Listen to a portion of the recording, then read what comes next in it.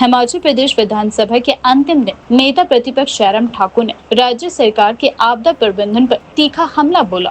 उन्होंने कहा कि प्रदेश इन दिनों गंभीर आपदा की स्थिति से जूझ रहा है, लेकिन सरकार की कार्य प्रणाली में गंभीर रूप से कमियां नजर आ रही हैं। जयराम ठाकुर ने आरोप लगाया है कि आपदा राहत और बचाव कार्यों में सरकार विफल रही है। उन्होंने कहा कि सदन में सरकार ने सही जानकारी नहीं दी और पूछे गए प्रश्नों के उत्तर देने में वह असफल रही है। जनहित के मुद्दों पर सरकार ने झूठे आंकड़े पेश किए। यह वाक्य नेता प्रतिपक्ष जयराम ठाकुर के द्वारा कहा गया है। विपक्ष के नेता ने सरकार के 3 साल पूरे होने पर भी सवाल खड़े किए। उन्होंने कहा 3 साल का कार्यकाल पूरा होने जा रहा है, लेकिन सरकार के पास गिनाने लायक 3 योजनाएं भी नहीं है। भ्रष्टाचार और बेरोजगारी को लेकर भी जयराम ठाकुर ने सरकार को आड़े हाथों लिया। उन्होंने कहा कि सरकार ने भ्रष्टाचार की सारी सीमाएं पार कर दी है। 70 समाप्त हुआ है।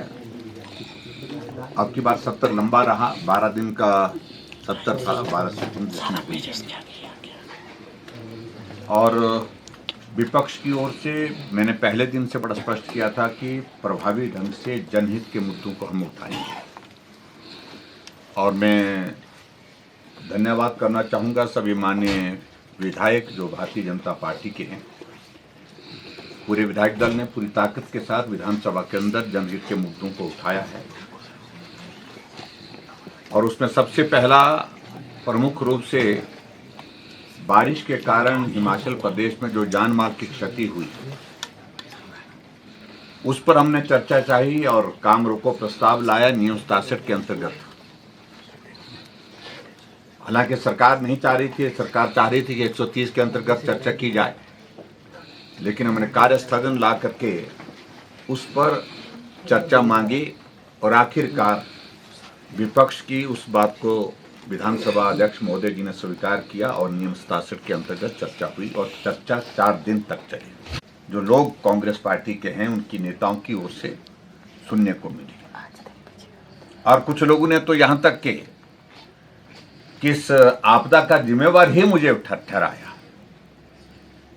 और आज जब 70 समाप्त हुआ तो आज भी हिमाचल प्रदेश आपदा के उस दौर से बाहर नहीं निकल पाया है, बल्कि आपदा हर विधानसभा क्षेत्र में, हर जिले में लोगों का बहुत बड़ा नुकसान करके गया है। अभी चंबा जिला इस त्रासदी के दौर में बहुत भयंकर कठिनाई के दौर में से गुजर रहा है, जहां बहुत बड़े जान माल की क्षति हुई है मणिमहेश की उस यात्रा के दौरान। हम इस बात को कहते हैं, जो हमने विधानसभा के अंदर भी कहा है, आपदा में इस बात को हमको मान करके चलना चाहिए कि अगर आप के हाथ में वो सारी चीजें नहीं है, लेकिन व्यवस्था की दृष्टि से जो कदम समय पर उठाने चाहिए थे उनमें कमियां रही है। अगर मणिमहेश उन लोग अब तो नहीं पड़ेगा कि व्यवस्थाओं का आलम वहां पर क्या था। सदन के अंदर ना देख करके तोड़ मरोड़ करके अपना पक्ष ठीक प्रकार से जो है जो लोगों के बीच में जाए उसकी ज़्यादा चिंता रही। लेकिन खैर मैं उन सारी चीज़ों पर भी अब जाना नहीं चाहता हूँ। मैं उन सारी चीज़ों से अब ज़्यादा इत्तेफाक भी नहीं रखता हूँ। और उसके बाद हिमाचल प्रदेश के अंदर वर्तमान में जो इस मानसून सत्र में जो प्रश्न हमने उठाए उन प्रश्नों का उत्तर देने में भी कई जगह सरकार जो है वो अपना पक्ष नहीं रख पाई। और खास तौर से ऐसे जनहित के जो बहुत महत्वपूर्ण विषय थे, बेरोजगारों के मुद्दे पर हमने सदन से वॉकआउट भी किया। जब आंकड़े झूठे प्रस्तुत किए गए,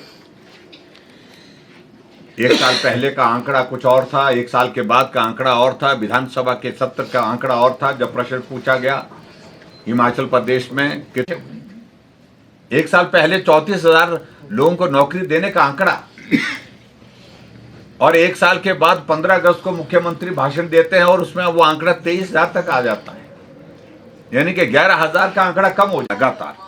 उसका हमने लगातार विरोध किया है। अभी भी संस्थान बंद किए गए, अभी भी संस्थान बदले गए, जिस संदर्भ में प्रश्न विधानसभा के अंदर पूछे भी गए जिसका संतोषजनक उत्तर नहीं मिल पाया। और आज भी हिमाचल प्रदेश की आर्थिक स्थिति पर रिसोर्स मोबिलाइजेशन के लिए जो प्रस्ताव कांग्रेस पार्टी के विधायक की ओर से लाया गया था, उस पर जब चर्चा हुई और चर्चा का समापन मुख्यमंत्री जी ने किया, तो उसमें भी सही चीजें नहीं थी। कुल मिलाकर के घिसी पिटी वही चीजें। 3 साल का सरकार का कार्यकाल कांग्रेस का पूरा होने जा रहा है, लेकिन 3 चीजें गिनाने के लिए सरकार के पास नहीं है।